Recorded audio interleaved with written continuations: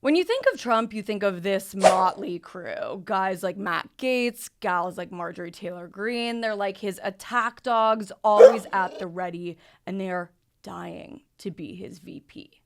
But let me tell you one thing, that's never gonna fucking happen. This is What the Fuck America. It's politics for cool people and culture for smart people. I'm your host, Grace Weinstein, and I'm gonna tell you who I think Trump will pick as his running mate. But first, we're gonna build a Veep. So let's think about it for a second. What does Trump actually need out of a vice president? It's really different than Biden in 2020 just being like, my criteria is woman. They need Simone Biles levels of balance here. Like whatever the opposite of a loose cannon is, that. Like think about Mike Pence in 2016. He was in with the evangelicals, a group Trump really needed help with. So which voting bloc is he gonna focus on this time? There are some negotiables here, and they might strike you as like not really negotiables, but they are. Age, gender, race, location, experience. There's a little wiggle room when it comes to all of those things. But for the non-negotiables, it's different. He needs clean reputation, no baggage. Well put together. That's really important to Trump. Strategic, even more so than smart. Makes mistakes infrequently, if ever. Like, come on, think about Trump. He's not the kind of guy who's gonna like scrape the shit off his VP's shoe if he steps in it, you know? This is really the big one.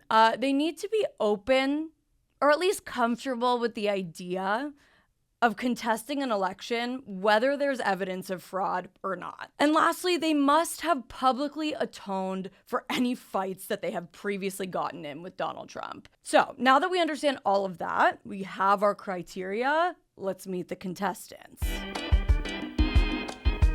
$40 later on Amazon, I wanted to leave the order up to chance so it didn't seem like I was offering any endorsements or any type of ranking or anything. So we've got our wheel here.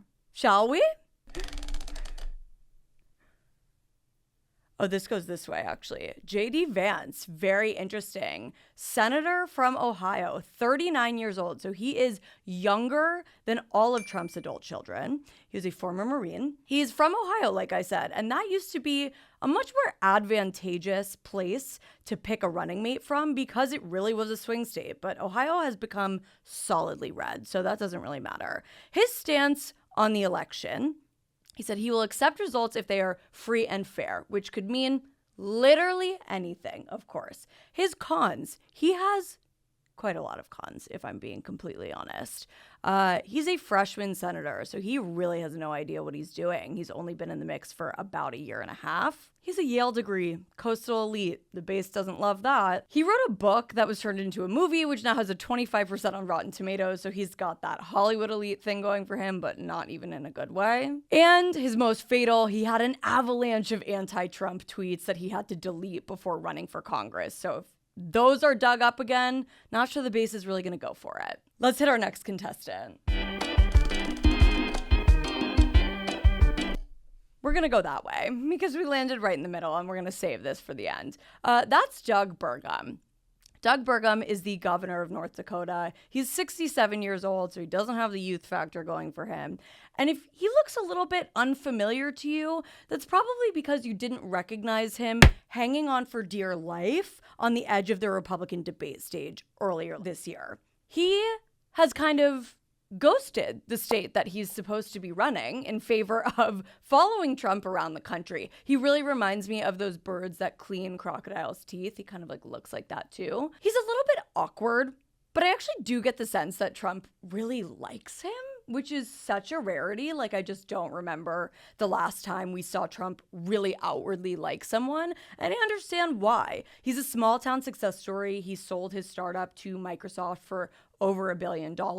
So he's got that cash that Trump desperately needs to fund his campaign, aka to pay his legal bills. But his cons are: he did admit that Biden won the 2020 election. So maybe that's disqualifying to say a fact that literally happened. And he did sign one of the most restrictive abortion laws in the nation, which is saying a lot. And Trump is trying to distance himself from that hardline abortion approach after seeing how referendums around the country have failed spectacularly on the pro-life side. So we'll see what happens with Doug Burgum.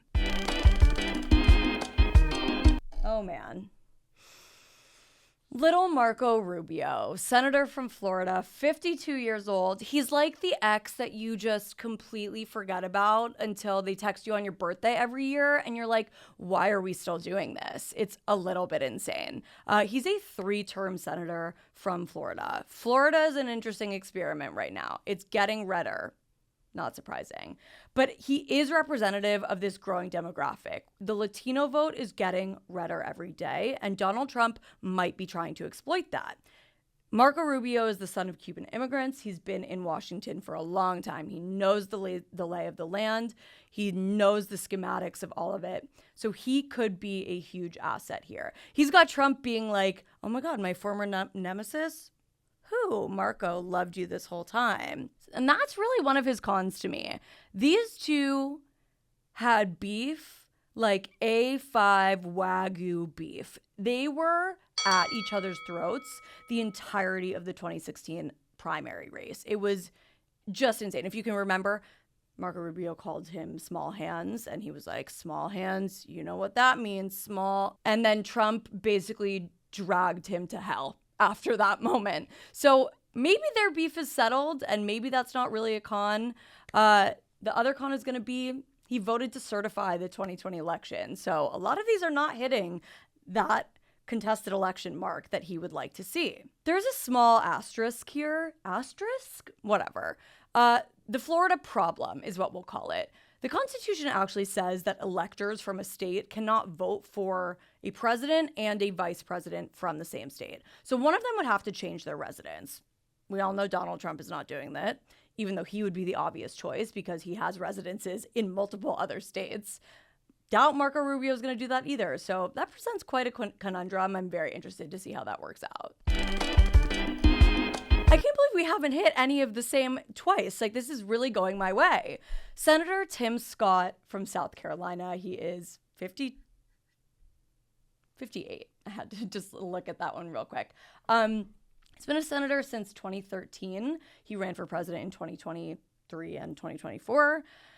His campaign promise, his platform was really just like optimism. That was it. That's kind of his whole vibe. He's very earnest and honestly kind of goofy. Not funny, goofy. And he presents an inroad to another target demographic. Biden's favorables are slipping with Black voters. Trump knows that. If he can exploit that opportunity, that might include picking Senator Tim Scott as his running mate. Tim Scott is the Senate's only Black Republican, and he voted with Donald Trump 96.7% of the time when Trump was in office. But he has also come to the negotiating table when it comes to legislation specifically focused on criminal justice reform. He actually resolved his longest standing issue, which is that he was a perennial bachelor. And it was like, we heard about an anonymous girlfriend, and then we saw the anonymous girlfriend. And then 4 months later, out of the blue, on a winter beach proposal, anonymous girlfriend became formerly anonymous fiance. So, resolved that problem, but he still has a con also. He too voted to certify the 2020 election. May work against all of them. Next. Oh, we only have our last one. You may be looking at this like, Grace, what the fuck is that? That's a UFO. 2 UFOs to be exact.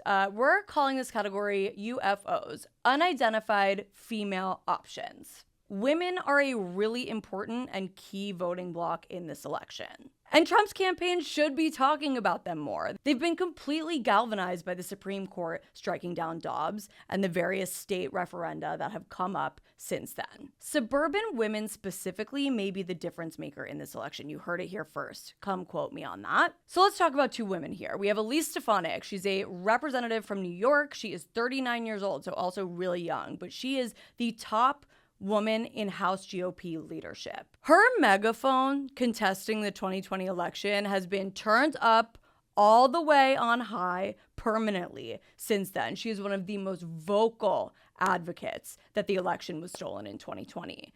Her cons, though, she did co-sponsor a 15-week national abortion ban bill. Little tougher than Trump would like to see right now. And my bigger thing for her is that Republicans are flying on such a narrow margin in the House. I'm not sure they can really afford to have her missing votes because she's out on the campaign trail. And finally, my wild card. This one's really crazy. Tulsi Gabbard, or as Trump called her one time, Chelsea, which I literally love. She is a former representative from Hawaii, and she's 43 years old.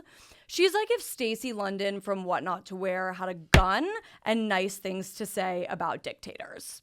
That's her vibe. She's made honestly one of the craziest pivots I've ever seen in politics, from running as a Democrat for president to headlining CPAC.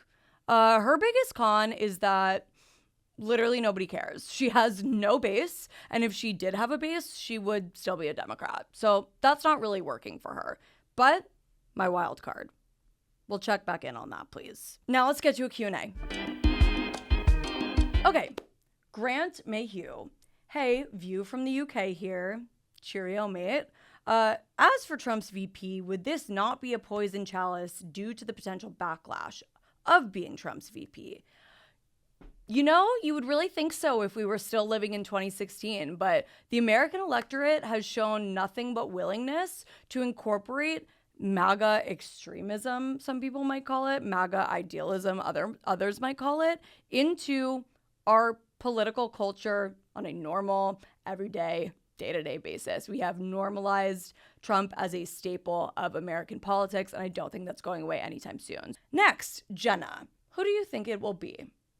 Such a good question. I have been pro Tim Scott, not pro Tim Scott, but like I have been in the Tim Scott truther camp that he will be VP since he jumped in the presidential race. I was like, this is just kind of something he has to do to get to the VP race where he wants to be selected. I think for a long time that was clear to me. This week and this week only, when Doug Burgum really like kicked it into high gear, following Trump around and showing up at his trial, I was like, these two have chemistry. I think, funnily enough, Donald Trump really respects Doug Burgum because he's wealthy, and that's what matters to him. So I think the chemistry there is really something worth watching. So I have an eye on Doug Burgum right now. Last question, Grace, sister.